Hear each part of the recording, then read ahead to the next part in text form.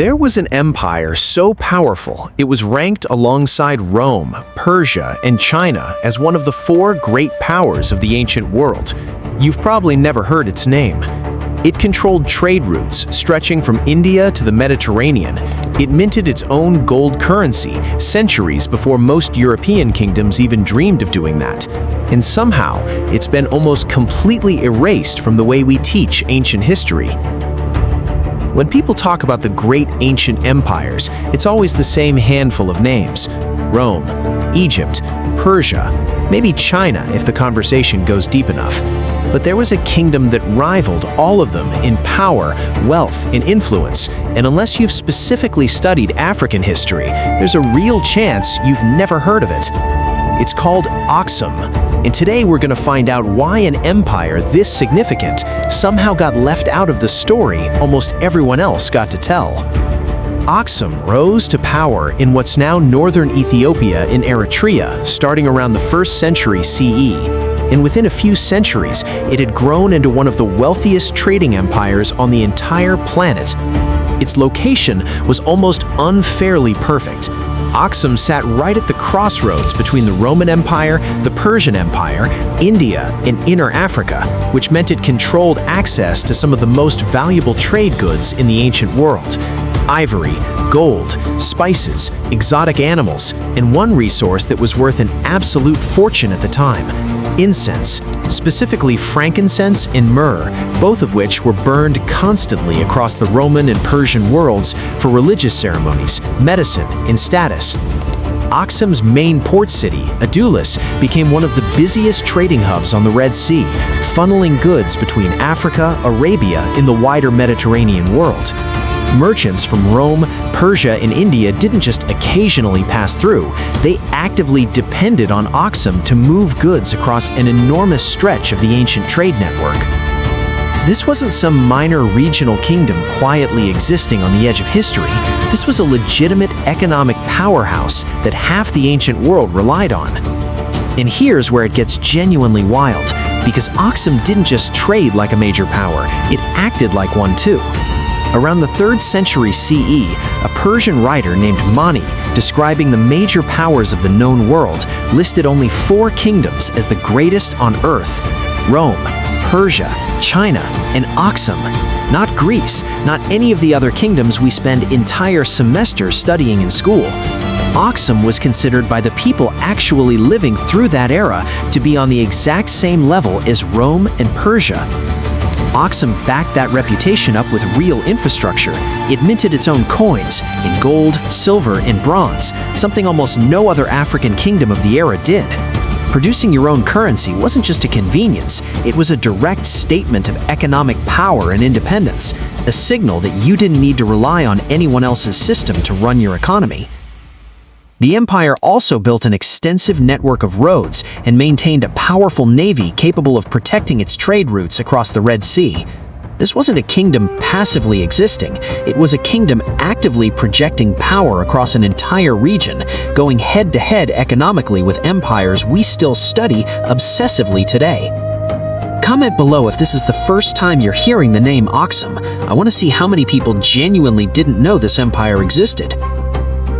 But trade and coins weren't even the most surprising part of Aksum's story, because this empire did something that changed the entire trajectory of its history, and most people have no idea it happened here first.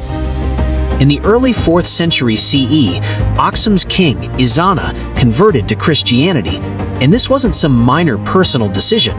Ezana made Aksum one of the very first states in the entire world to officially adopt Christianity as its state religion, doing so around the same time, or possibly even before, the Roman Empire under Constantine made a similar shift.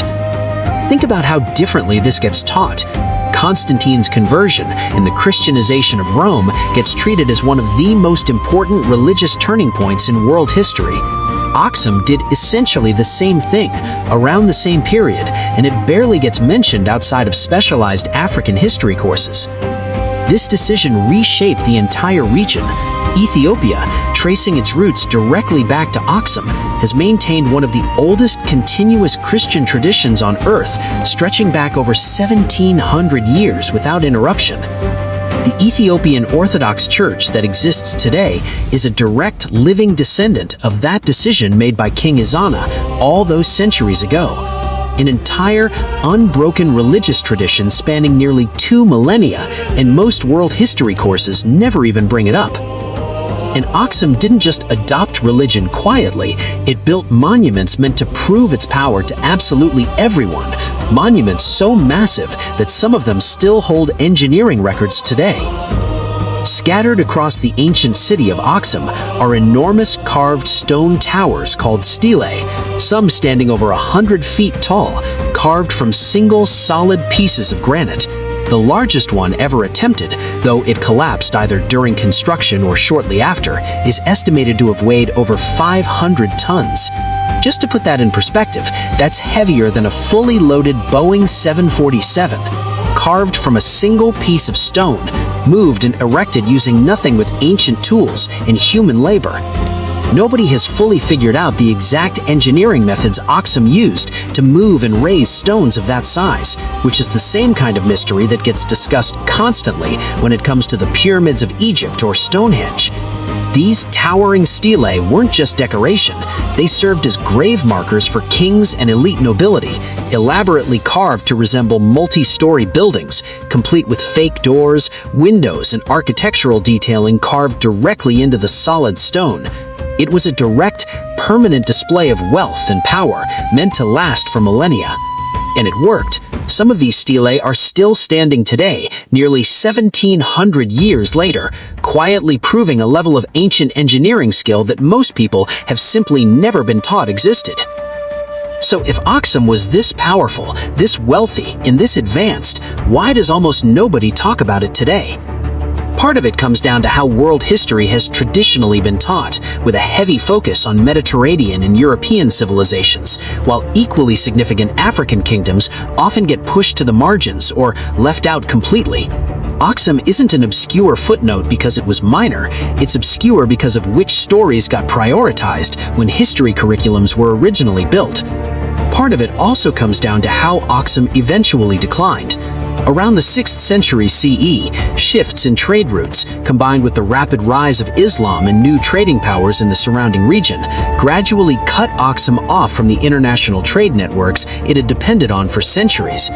Without that trade, its wealth and influence slowly faded, and the empire that once stood shoulder to shoulder with Rome and Persia gradually shrank into the smaller regional kingdoms that eventually became modern Ethiopia and Eritrea. But fading from global prominence isn't the same as being unimportant.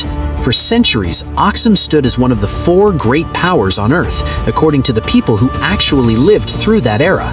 It minted its own currency, it commanded trade routes stretching across multiple continents, it became one of the earliest Christian states in the entire world, and it built monuments that still leave engineers puzzled today. That's not a footnote, that's a major world power that simply never made it into the story most of us were taught. So across every one of these, a trade empire that half the ancient world depended on, a kingdom ranked alongside Rome and Persia by the people living through that era, one of the earliest Christian states on the entire planet, and stone monuments so massive they still defy easy explanation. One thing stays consistent.